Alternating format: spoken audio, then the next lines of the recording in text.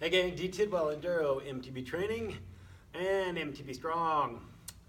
Today let's talk about breathing. So, rib cage, okay, we all love those yummy little treats called ribs that we love to eat, right?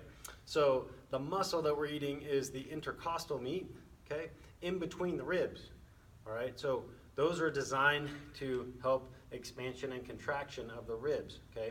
The ribs attached to the sternum and actually on the spine as well. And they're also, obviously, the rib cage is designed to protect our internal organs.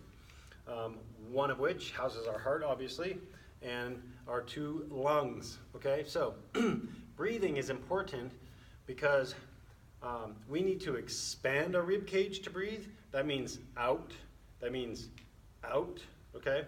And a lot of us have lost this ability, and we tend to only go, and that's it. So we go from belly to, say, upper neck, but we don't really fill up our rib cage from an expansion standpoint. And that's what these 3 exercises that I'm going to show you will begin to help doing, as well as your awareness, because you actually have to reprogram your breathing if dysfunctional. And because of today's modern lifestyle of the workplace and texting, which is even worse, then we need to definitely work and focus on our breathing as riders and just people in general, right? Because oxygen and water is what brings life to our body for the most part. So without further ado, find a chair, sit on something, doesn't matter what it is. Sit to the edge of it, cross your arms.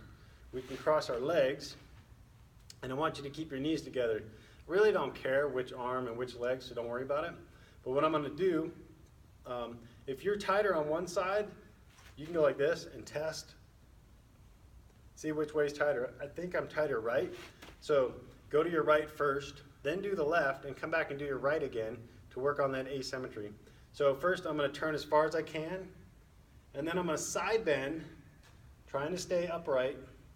And right now I'm going to take a big chest breath, expanding my ribs, my rib cage. I'm trying to do this like an accordion. And then relax. Sit up and watch what happens. Look at that turn. That's an increase in thoracic mobility because of breathing, okay? Inhale.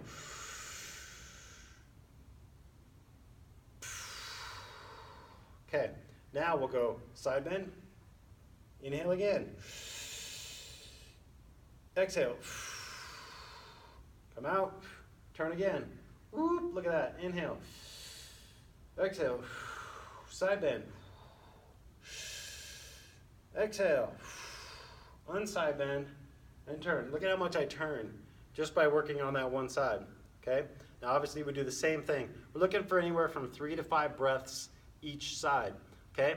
So that's going to help on the accordion and the rotary aspect as it relates to the torso being able to turn well and creating mobility at the attachment points in the spine and having an accordion effect on your rib cage. Next one. We'll go yoga block or anything that's approximately the same thickness. Between my knees, knees bent, okay? Arms to the side. If you have a hard time putting your head down because you have trauma or some kind of issue with your cervical spine, put a towel under your head, okay? Otherwise, we're gonna be here. And what I'm gonna do is I'm gonna posterior tilt, pelvic tilt. This is what my pelvis is doing, pelvic tilt. Engage my abs, squeeze my glutes, squeeze my yoga block. I'm gonna lift about 2 inches, and now I'm gonna take a big deep breath through my chest, trying to expand here. Not in my belly, but here in my rib cage. Rib cage expansion, exhale. But nothing moves, nothing changes. Inhale. Exhale. Okay, I like 10 to 20 breaths on that one. Okay, working on expansion and contraction while having a stable base, which is what the core, the pelvic tilt, and the glutes are doing for you in that situation. Okay, third one. Going on top of each other here, 90 degrees. You can put a towel here, a pillow if you'd like. But same thing, I'm gonna squeeze the yoga block. From here, what I'm gonna do is I'm gonna turn, my head's gonna follow my thumb, my eyes are looking, my nose is going. And that's about as far as I can go without this coming up and apart, okay? Now, I'm gonna take 2 breath inhales. 1 through here, and then I'm gonna exhale through here. See that? And then watch. I'm gonna come back, and then I'm gonna go again. Now I can go further. Inhale. Exhale. Now I'm gonna come back. I'm gonna go again. So I'm gonna do 2 to 3 of those.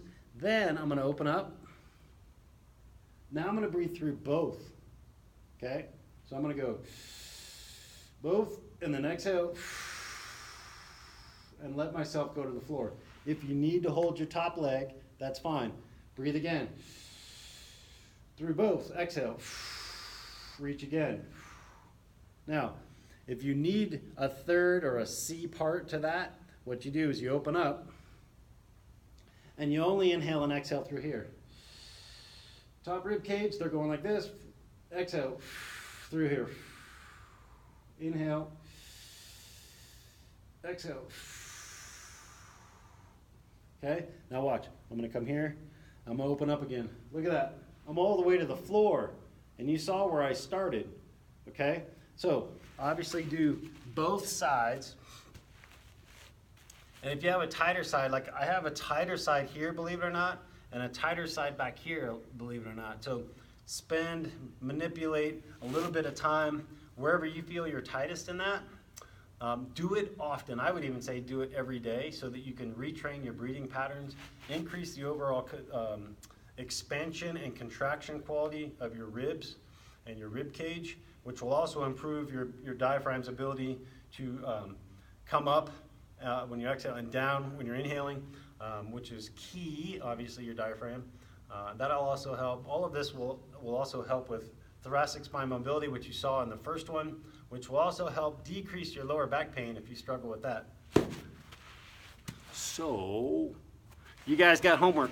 Get on it. Any questions? Info at Enduro MTB Training, sorry. Holler with any questions. Otherwise, get after it and get some oxygen in your brains.